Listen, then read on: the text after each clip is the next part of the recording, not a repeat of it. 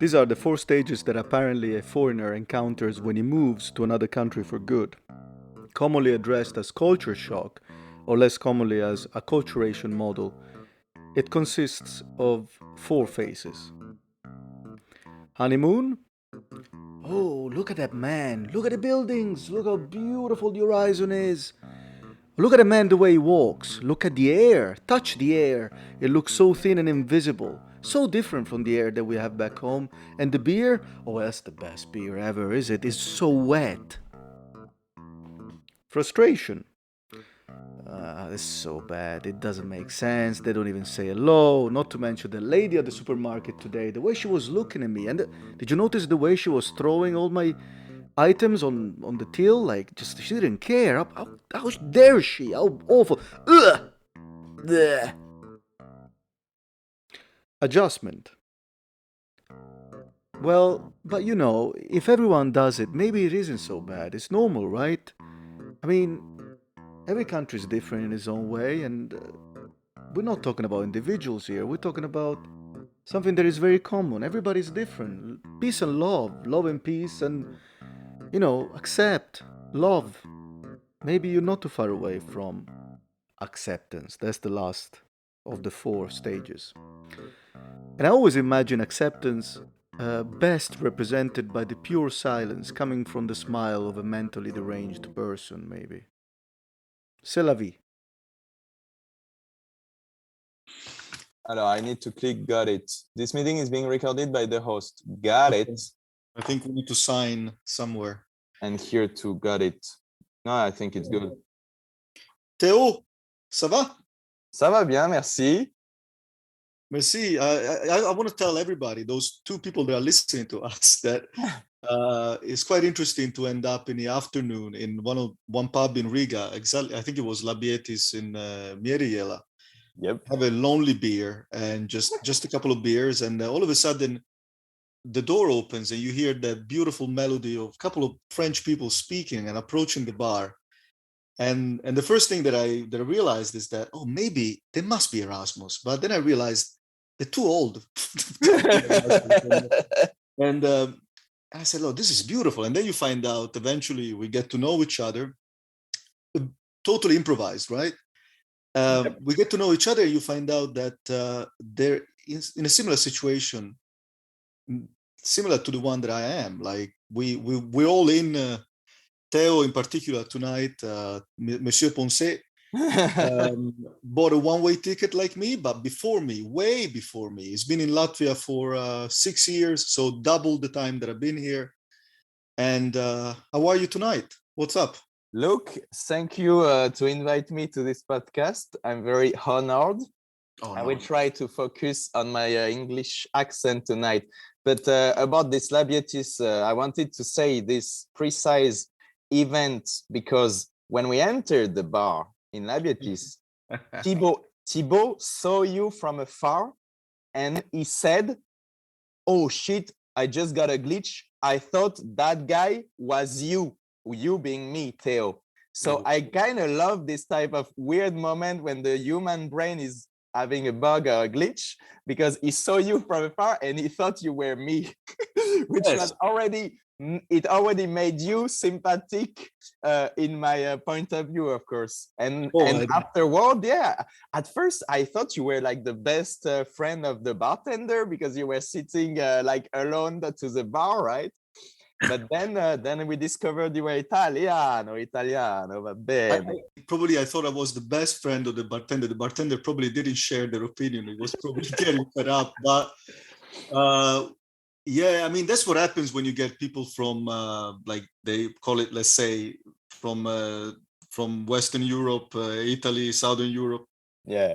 We kind of stand out a bit because in a pub where it's mostly Latvians or locals hang around. Yeah. The moment that, as Theo said, the moment that you have that glitch and you think that the person at the bar could be your friend or just some sort of deja vu.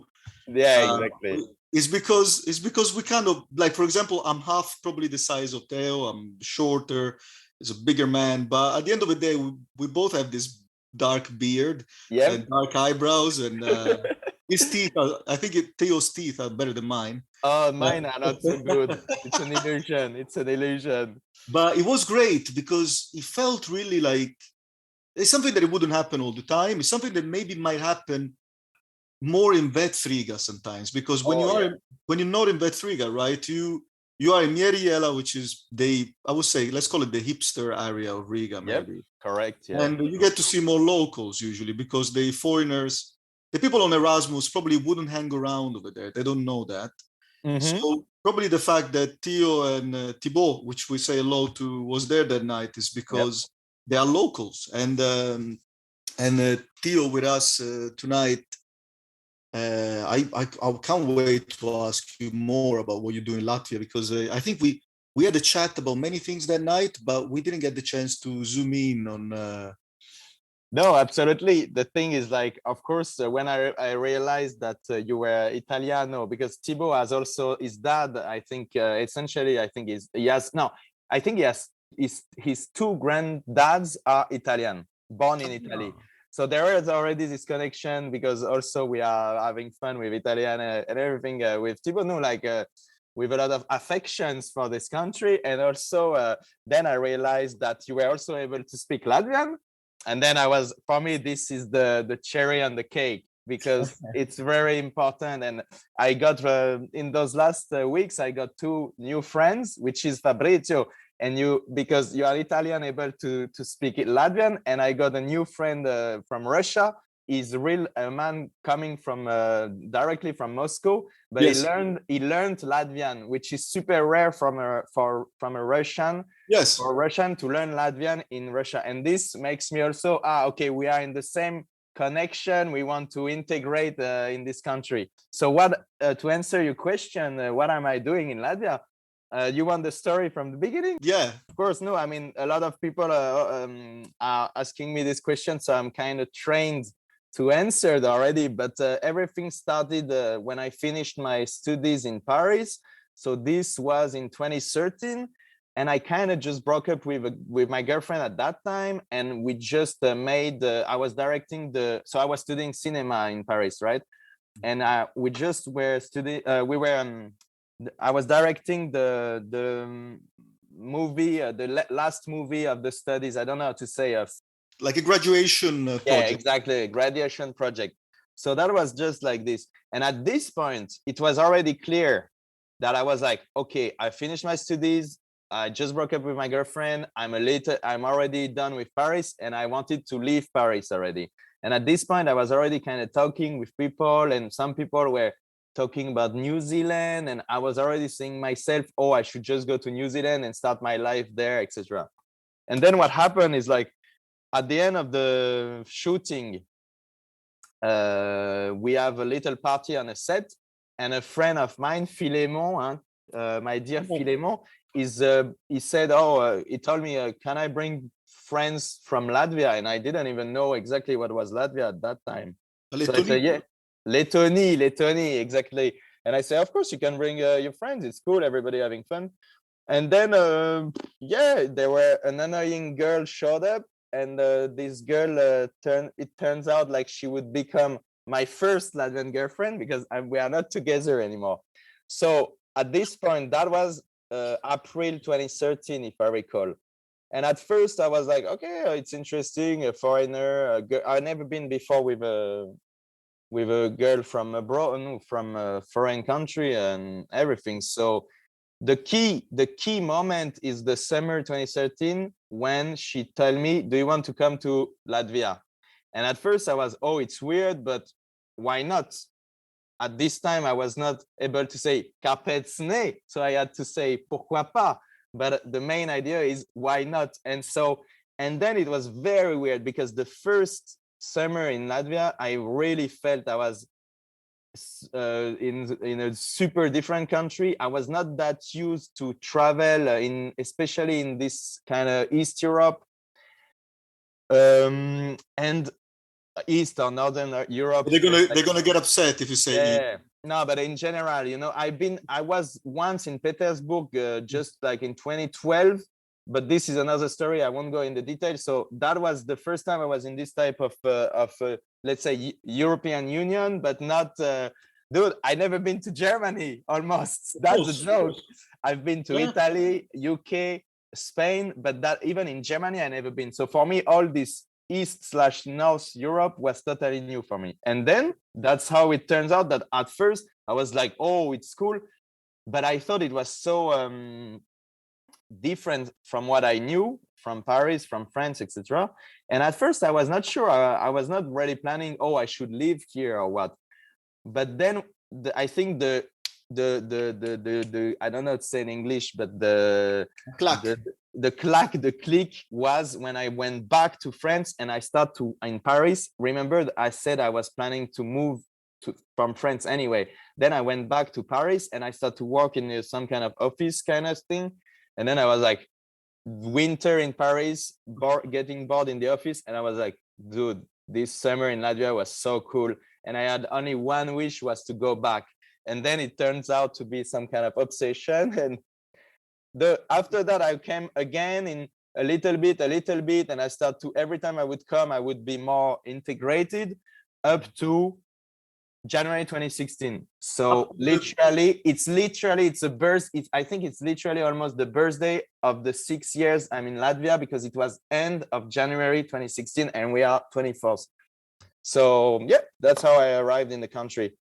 I have to say, we got a bit of chronology of like when all this thing happened, up to the point. I don't want to do any spoiler alert, but like I was curious the other day, and I confess, I looked at a couple of photos that you have on Facebook, and I found like I do like some Latvian movies, and I found out, well, not only you got a photo of Raymond Paul, you got Mr. Dumpis, I guess, one of the best actors. So we need to cover that segment, buddy. We need to get to the point where integration becomes almost a big success, I would say. We need to cover that. Yeah, I think the first impulse was like when I moved to Latvia in 2016, I could already have a conversation, basic one, probably a bad accent, but I could already have somewhat of a conversation in Latvian because I already kind of work on this. And this is a little bit my cheat code, is like literally for those last 6 years, I progressed in Latvian, but not as much as I should have. Because the thing is, like, the basics, I had already a lot of basics when I moved here. So, but the idea is the same about the language, about everything I did, because my idea was really to integrate. And the funny part is to remember that when I moved to Latvia, I was really hoping I would just quickly learn Latvian and just speak Latvian to everybody. And I was not even realizing that my English was not so good at that time. I was like, okay, just to communicate English, but I want to progress in Latvian. And of course, it turns out to be totally different with me using mostly English now. But still, the intention was this one, to really integrate to the society. And once again, I maybe didn't choose the most easy path, because sometimes, I was, of course, I still have some privilege to be French. Of course, at some point I was able to teach French language for like 1 year and some stuff like this. But also, I really try to, work as a Latvian in Latvia, and I would even say Ridzinieks, a Riga dweller, Yes. Yes. And yeah, so if you want to talk about superstores, no problem. Oh yeah, I mean, the more I really because my ex-girlfriend, now we having I was kidding a little bit about her. Now we're having a okay relationship. That we could say we have a good relationship. Let's say we have a good relationship. I don't know if she's listening that or not. Probably not. The thing is, like, she's also connected to the culture now. I think she's the director of the circus. They are building next to the center. There. We're talking about the circus in Merke, Merke, exactly. So now I think she turned to be the director of this project and everything. So she's kind of serious and also kind of connected to the culture. So I since the first time I was in Latvia, I was already connected with the cultural. I don't know how to say, but the world of KKF, I guess. Yes. Yeah, exactly. And starting to film some shows, some stuff, etc. And from there, yeah, I mean, if we want to talk about recently, I started to meet more famous people, but also I started to be more conscious about the fact I'm meeting famous people. So I start to take some selfies that I put on Facebook. But you did the right thing, of course. But also, let me just, of course, but that's the why not? And shit, I don't know how to talk today. I wanna know, like, from the photos that I've seen, it looks like you are producing interviews, but maybe you produce shows. What are you doing exactly? Tell me. Alors, on this side, I do different things. Don't worry. I'm not that busy as I look. It's just I do a lot of different things, but everything a little. So, well, it depends of the months, right? But one of my activities now is also to work, let's say, with Jessica Records. Essentially, it's with Marx Amerix, which is a kind of, I don't know, I want to say famous because he's very like, I don't know what to say in English, but really he's like a gathering a lot of people around him throughout different projects. He was drummer in different bands which were popular, which like Riga's Modest was in Satellite. Pardon. He was in Satellites. He was in another band from Skyforger? No, not Skyforger. No, this is something else. But and also Marek is also producing the jazz music, but he has a jazz label to produce vinyl or music in general of jazz, Latvian jazz. But honestly, the definition of jazz is so wide that he's doing so much different type of music. Of course. And I ending up to meet a lot of different type of artists, which are, for example, in this context, that's how I met Raymond Spolz. And honestly, I met him, I don't know, maybe I wouldn't say 10 times, but something easily like 7, 8 times. So now, of course, I'm still shy in front of this legend. We call him Maestro, little reference to Italian language. But the thing is, like, literally, I was filming him a lot this year, especially. And all these dumpies, it was through this jazz label too, because he was doing some voice acting for a project we were doing, etc. But then I also have different experience as a as an actor in Latvia, but it's not there yet. It's not where I would like it to be. So if you scroll the Facebook, because I try to keep the Facebook a little bit up to date with the interesting stuff I did, then it's practical for people. They can see some stuff, right? Before I would only put jokes on my Facebook, and now I'm just like, no, I would, every time I do something interesting, I would try to show it. So last time it was, I was a little role in a Latvian movie, but of course it was a surprise when they got some prize, I don't know how to say, prizes in Miami. So of course I never really understood what was the festival in Miami or what, but still it was acknowledged. Let's plug, Théo, let's plug the movie. What movie was it for everybody? The movie was called Manny, so Manny, Manny. And I'm not even sure it's out yet. It was in the festivals mostly. I think it was in the festival mostly. And so this was one of them. And then I did, in terms of acting, I did some little things like I was in the series Saldais Paritis, for those who knows. It's a series which is in the same model that Un gars, une fille in France, but it's a series which existed also in Italy, if I'm not mistaken. It was in every country.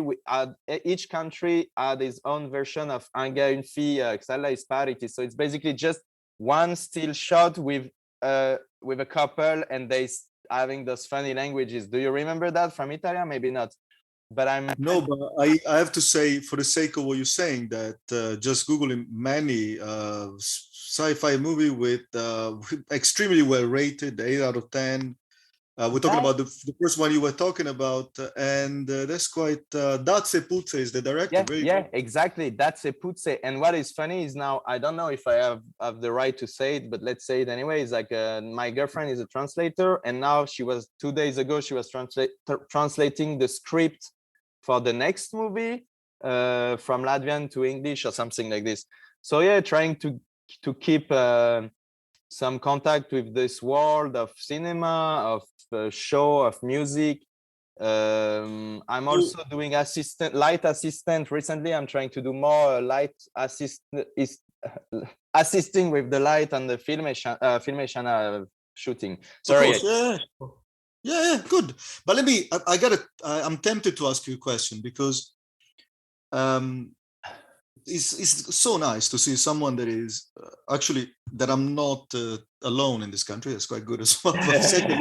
But I will say I never felt like that. But I never felt like I was. But I have to say, it's always interesting when you see when you feel your neighbors get into the pub. You kind of have this nostalgic rush. And it's always nice to hang around.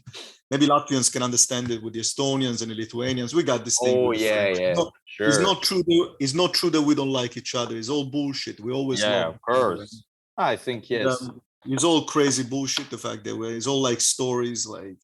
Well, of course, the football made some kind of. Yeah, I think football should be cancelled because of this. No, but if the hatred lives in football, it's kind of all right. Who cares? Yeah, exactly. But let me say one thing. So we got this. We got someone that it clearly has got an experience in movies. So he studied cinema in Paris. Then we have the spirit of an adventurer that was getting bored with a 9-to-5 winter in Paris in an office. Decides to move in a country where the seasons are one of the best things about this country is the seasons because they're really intense and everything, and they're very different. And then he gets to like a factotum, right? A bit of acting, a bit of directing, a bit of lights, and he's busy with different projects all the time. And he got to know the la crème that of the Latvian culture round, pretty much. How does it feel to be? Honestly, with no rhetorics, how does it feel to be involved with all these things? Is it electrifying? Do you feel like for example, what is the thing that you really love out of these things that you told me? One thing that you want to spend more time with? The thing is, if I should compare my life in Paris as a young guy, I was not born in Paris. I won't get into detail, but we moved a lot with my parents and everything. We were gypsies. No, I'm kidding. But we were basically, my dad was working in different places in France and etc. Yeah. But then I moved in Paris when I was, I think, 18. And then the city just felt too big. It felt too big for me and quite too much things. And you feel like you can't really do your place in this city. Honestly, I don't know. I didn't even try at the end. I was just, okay, fuck it. But at first, well, I did try a little bit. But anyway, when I'm in Riga, the real pleasure is to be able to meet with a lot of people, as you say, la crème. But sometimes you can meet them even in the street. It's normal. And you would talk and keep this.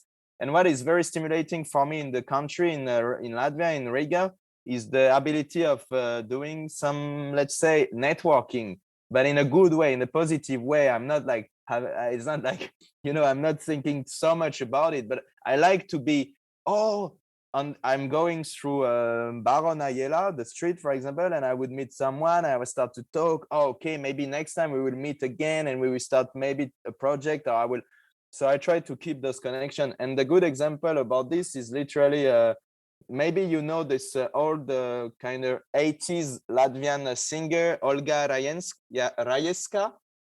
She was, maybe you know the name, but she has very beautiful song. And she was, for me, she's very icon of 80s with the sonority. Something like that. Or maybe, no, go ahead. Like 80s. Maybe. I don't know. I'm not a specialist about her, but the thing is just to say that for me, she has very this 80s vibe. And I think a lot of people are nostalgic of 80s.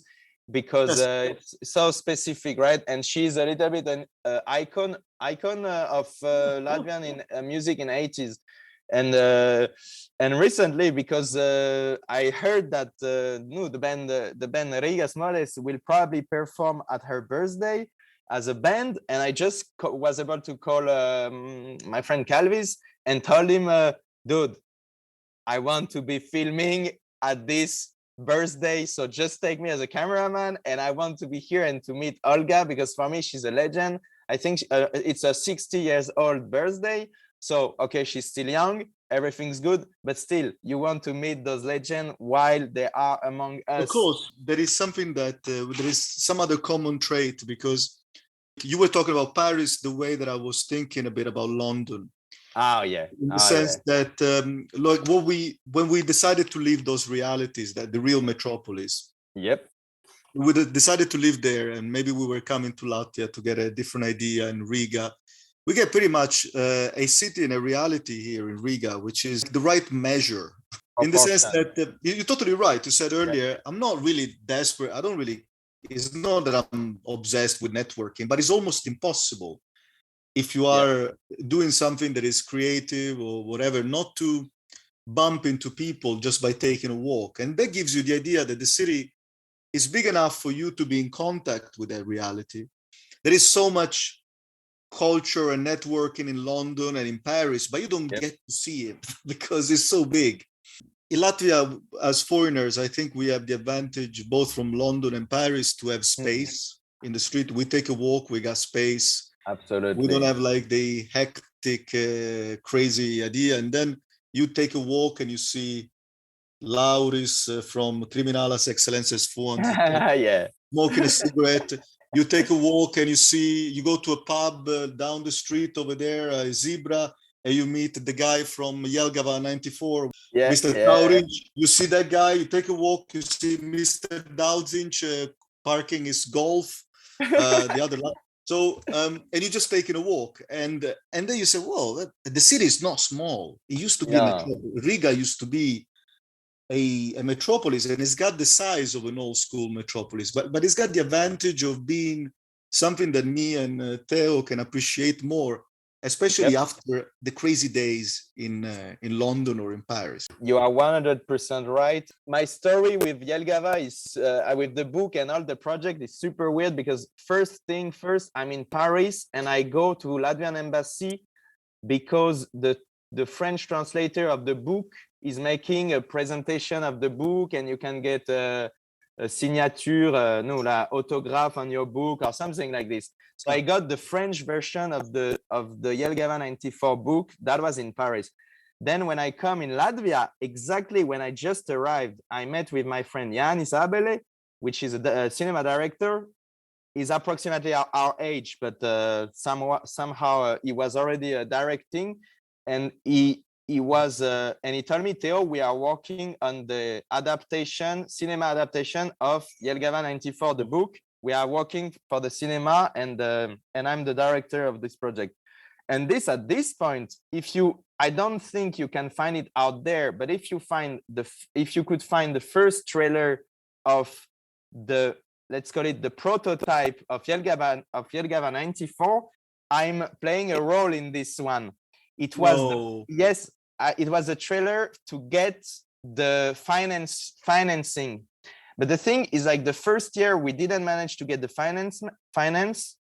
So it's only like 1 or 2 years later that they got the money. But in this first version, it was just a trailer version to show the intention of the director and all the crew. And I was in this version, I was playing the role of one of the prisoners, who escaping the prison. Okay, so the thing is like exactly like this. And so one of my first experience when I moved in early 2016 is, you can also find it, I think, on my YouTube. No, maybe it's YouTube, but on not YouTube but Facebook. Is a picture when we are on the bridge and it's snowy and everything. And this was the Jelgava trailer shooting. Later, later it went like the time passed. I was doing something else, etc. I learned that Jānis is about to direct the movie and everything. at the end, I remember he asked me to come as the actor. No, it's not exactly an actor. That was the thing. It was, I think, it was the winter. It was the night, and he told me, "Oh, can you come to be an extra in the concert scene?" But I think we had to go to Jelgava, or I'm not even sure. But it seems so complicated, and I said, "Oh no, I will skip." Now, of course, somehow I regret because I could have said, "Oh, I'm in the movie," but of course. The problem with extra, I will tell that for the audience too, is like extra is like you wait a long time to probably not even ending up in the frame, or like ending up and you are like your back is turned. So of course me, I'm a smart extra because I know how to film. So I would always try to look at the camera, put my head in the light, because if I come, I want to be shown, I want to be seen. Otherwise, I wouldn't come in the first place. You know what I mean?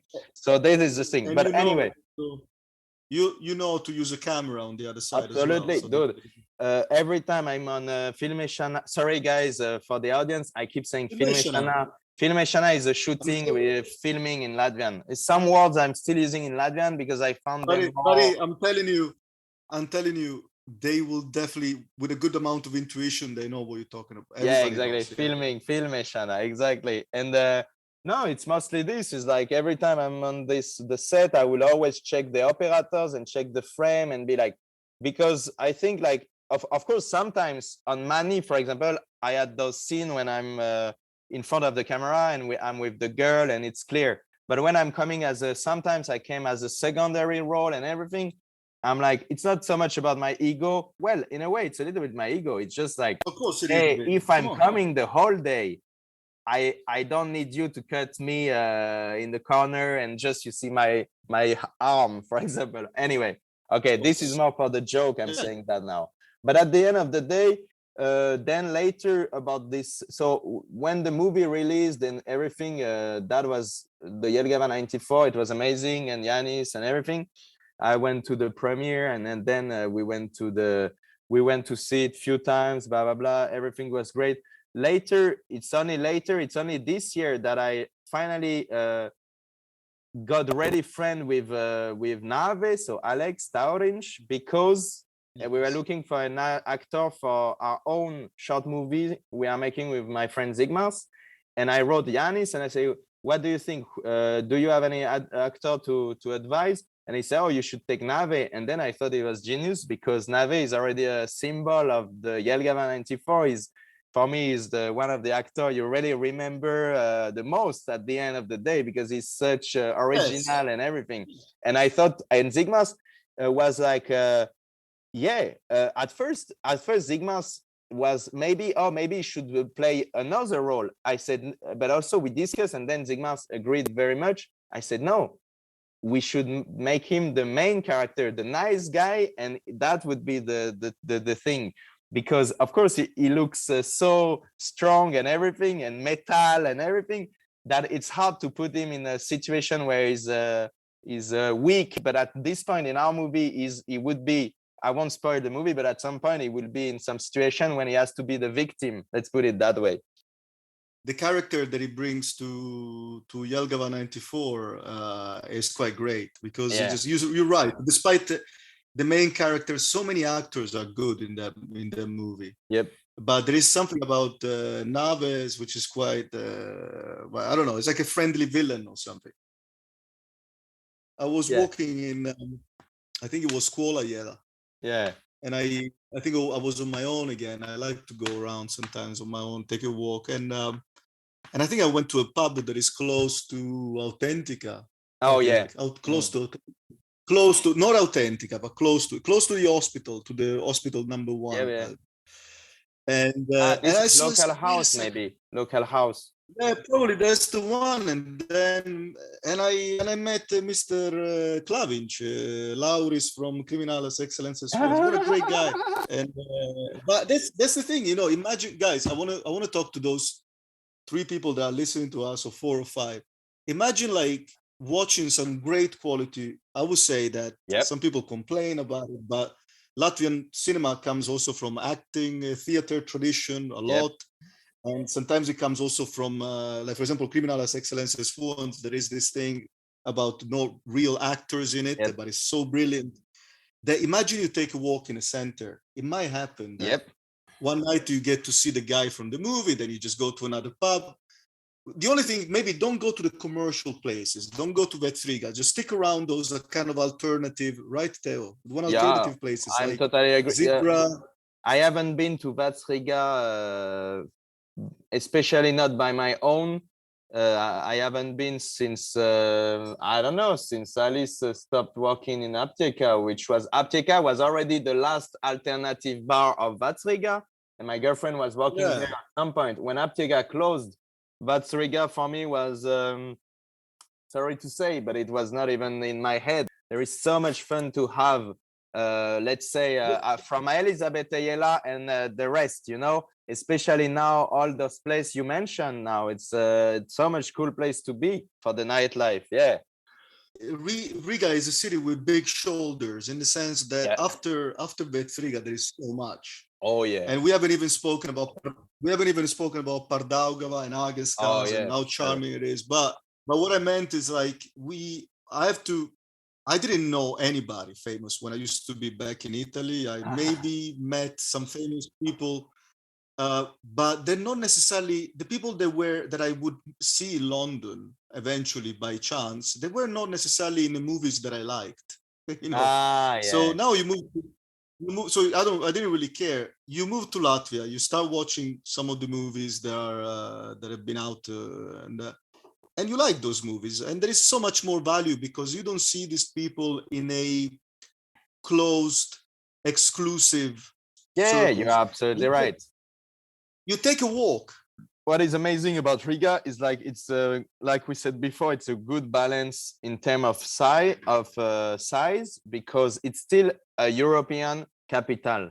So sorry for my friends in Lyon, sorry from my friends in Montpellier, but Riga is still better than your cities because we are officially on the map as the European Union capital. So we have a lot of things happening because of this reason, right? We are also the biggest city in the Baltic states.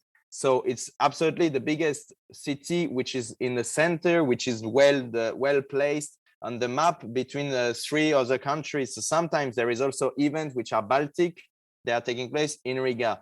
So this is something why at the end, we have the right balance. You are able to meet if let's put an example.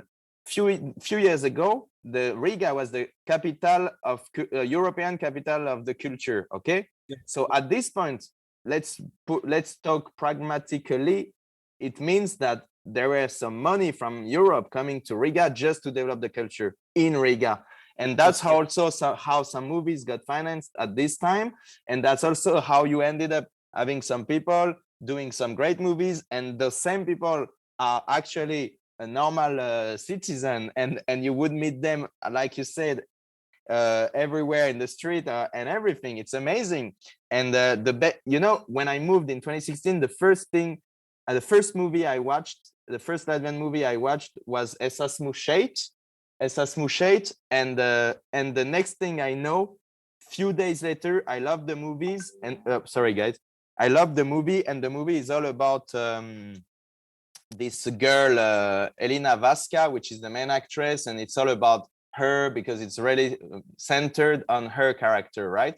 But the next thing I know is that I going to my kitchen.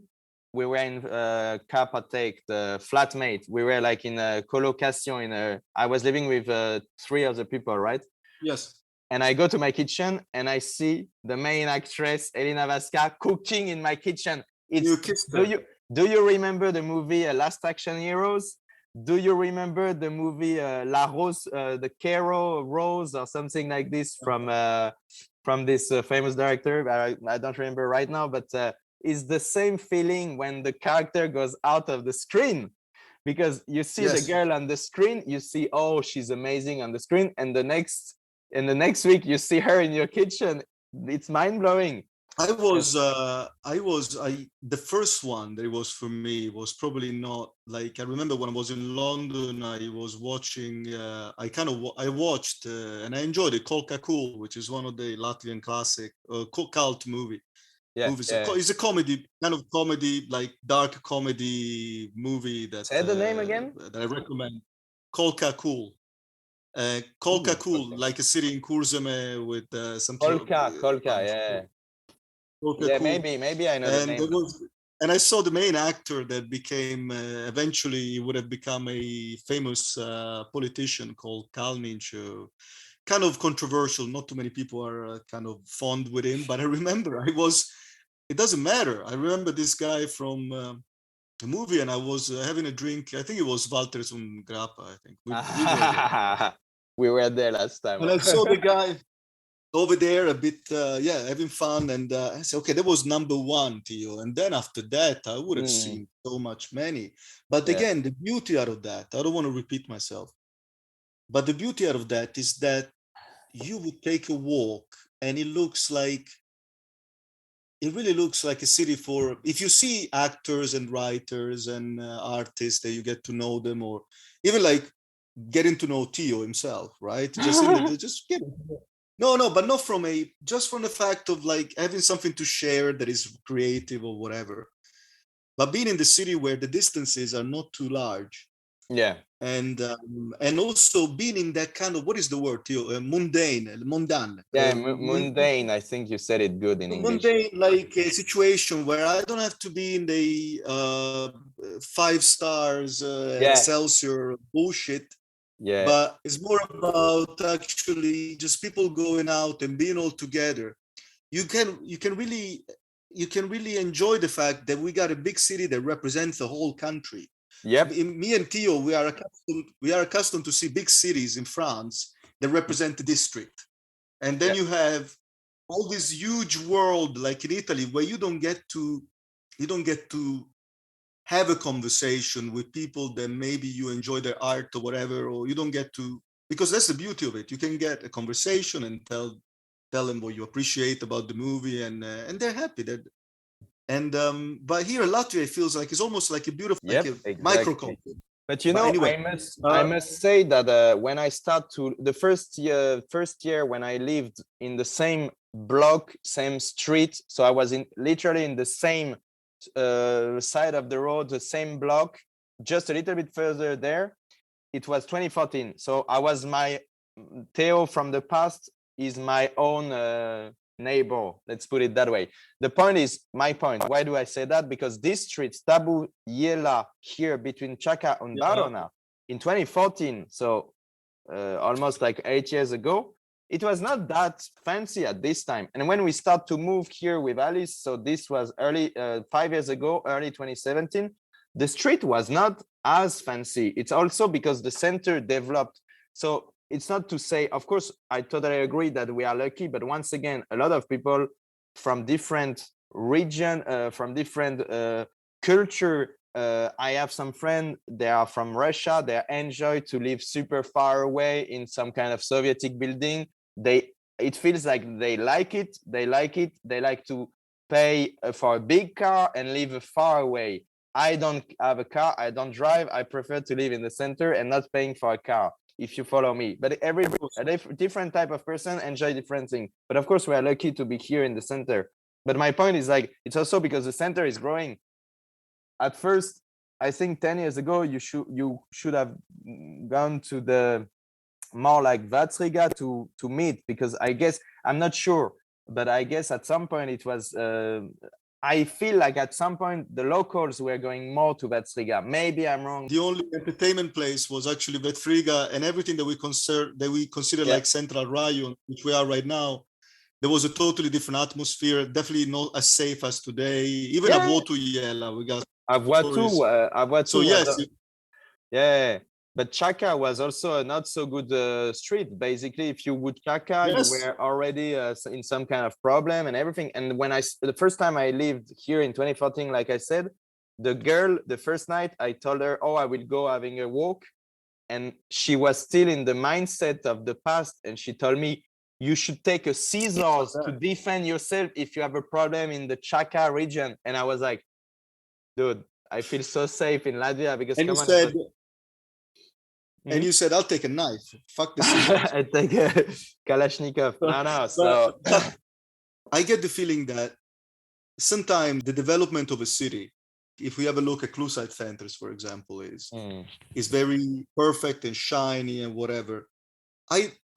I'm glad that there is an area like that in every city, but it's not really the place that I would hang around normally, in the sense that it's a bit too distant and it's distant from what I want to see. So we are kind of lucky, I think, me and Teo. Tell me if I'm wrong later. No, you're right. That we are in the situation where I in between a city that still has a big halo of history in it. Like you take a walk in Chaka, Maria, Stabu, and hopefully that direction is a gentrification that seems like Agenskans or Mieriela, better than something that maybe is too, I don't know, too distant. Like Kūla centers is a beautiful area, but it's probably too rich. It's like just I get it lacks feelings to me. But we are in a situation where, for example, people that grew up in Latvia, when they look at Maria Iela, for example, they don't have the curiosity that we have, because maybe it reminds them of a time when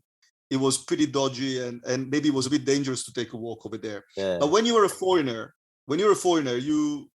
you're curious towards everything, because you don't have the history factor. You don't have the factor of history that kind of it gives you that you associate maybe pain with streets or whatever. Yeah. We don't have that. But at the same time, when me and Teo, we can take a walk in Riga, we feel sometimes, I'm sure, like we are stuck in the past. And of course, it's controversial because some streets are supposed to get better. Take a look at Moskachka, for example. I see it like a beautiful area, in my opinion. Yeah. But clearly, when you bring it up to a local, they tell you, what's in there? I mean, it reminds them of a period of history that is not necessarily pleasant. Yeah, definitely. But the beauty of it is the fact that it's there. And I think me and you, we are in a situation in Latvia where many things have changed already. Me and Teo, we come from realities in Europe that if we get further away from the center, in the French banlieue or the Italian you have to be careful there. But there is no such thing in Riga at the moment compared to. To be honest, I always felt very safe in Riga. Yes. The thing is like, well, yes, exactly what you said. I mean, in general, in France, I was in some places. I really never got in any big trouble in France, to be honest. I was lucky once again. I don't know. I guess sometimes some people came towards me, but my reaction is, I don't know. I can't help but smiling. So sometimes I kind of, you are right about what you say. That's the point. It's like, even in France, I can't say I never had problem, but you're right that sometimes you don't feel that safe. And in Riga, I never felt like this, definitely. So my point is to say you are right now. And to us, in our idea of society, because of our history, the further away you get away from the city, absolutely, the more it works like a thermometer. You go away.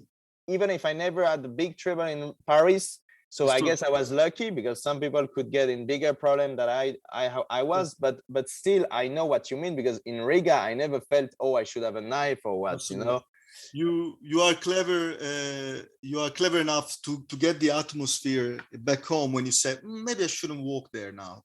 Yeah, this is also and the vice versa. Like we said, the opposite is also true. When I have some friends from Latvia, for example, my friend Oskar Slavrinovic, he was living in Paris for 10 years, and I know that he was acting like if he was in Riga. And like, I'm talking about the modern Riga, right?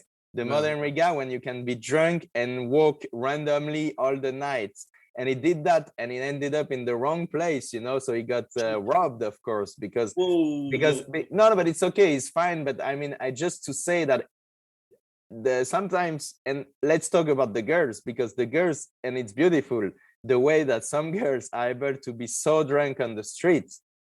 And it's a spectacle, because in France, I don't think any girl would, in Paris, I'm talking about Paris mostly, Paris or the big cities, or even in Brussels, because I had friends in Brussels, girls, they told me the same.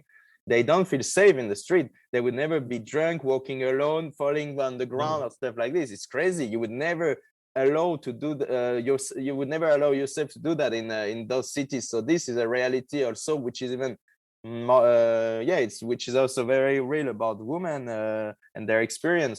So it's great. Sometimes I just see a girl super drunk and I'm like, it's crazy that this can even happen, because in the Western Europe, let's say it can't happen anymore.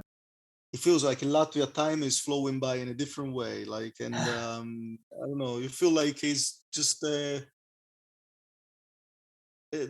like you take a walk. Like the other day, we went home. I think it was probably late, very late at night. Last time it was 4 or 5 in the morning, and we walked. I don't know how long we walked together, you and I, but it was a long walk. But it wasn't that long at the end of the day, right? It was not that long, but in the night it was not cold, but it was not hot, and we were drunk. But still, literally, I'm telling you, Fabrizio, the next day I woke up and I was like, "Fuck!" But we walked from there to home with Fabrizio, but it felt like an instant, because we were having fun, we were talking together. Yes. I was calling you Il Cattivo, and that I like. There was a part where I think we were talking about spaghetti western.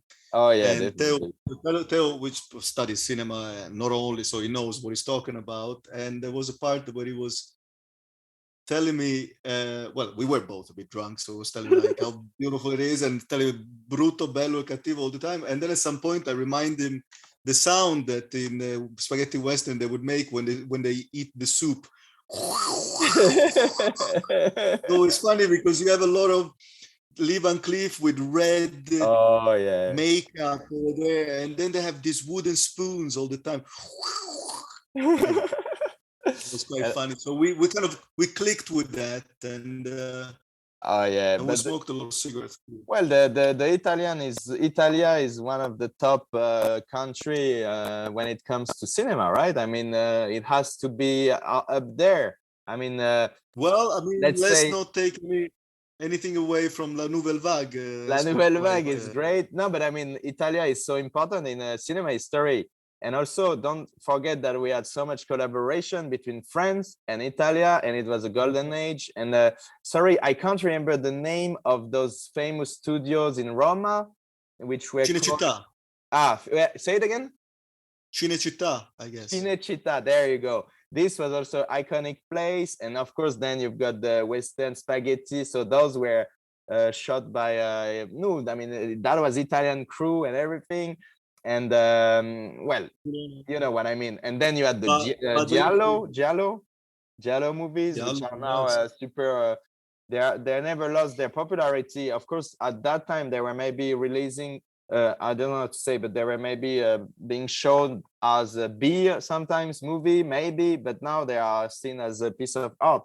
So I'm not the biggest cinephile out there, because mostly I like to film, but I'm not watching as much movies as I should. But I think Italian cinema, French and Japanese, American is, they are very very important in the history. But Italia is definitely a part of the top 3, definitely. There is something regarding I think it has to do with what you said also, but it's a beautiful feeling, and I hope everybody, and one day they are sitting in a bar, and all of a sudden they feel that kind of because we all left home, right? We have an interesting relationship with home.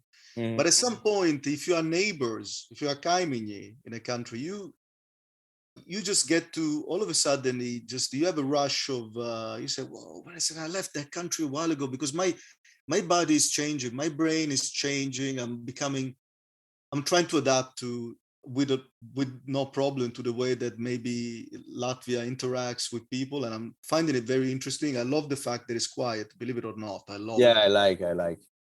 I love that, but you forget where you come from sometimes. And one day you get a couple of cowboys get into a pub, and all of a sudden all this energy comes around, and you had forgotten it. You don't remember what it means. And I'll tell you, if you're from Latvia and you want to know if French and Italians have similarities in behaving, yes, they do. They do. I remember, I was you know how long I haven't been in that situation in Latvia, or listening to people that are similar to me, or the way that we interact. So I felt like, whoa, I had totally forgotten about that. So that night we met, we talked with so many Latvian interesting people, or people that live here. But also there was something very interesting, because nobody would expect me and probably Theo and Thibaut to actually meet each other. That was really crazy.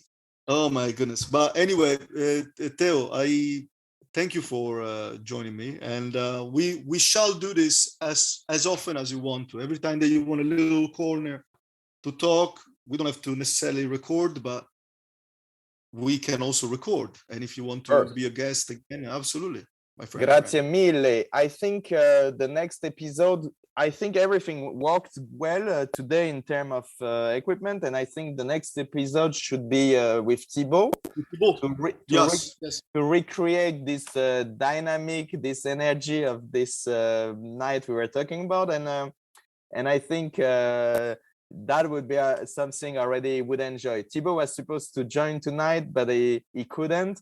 Definitely you could also do one podcast just with Thibaut, and I could even give him the mic if he needs, and then we could do 3 person and something, so that would be amazing.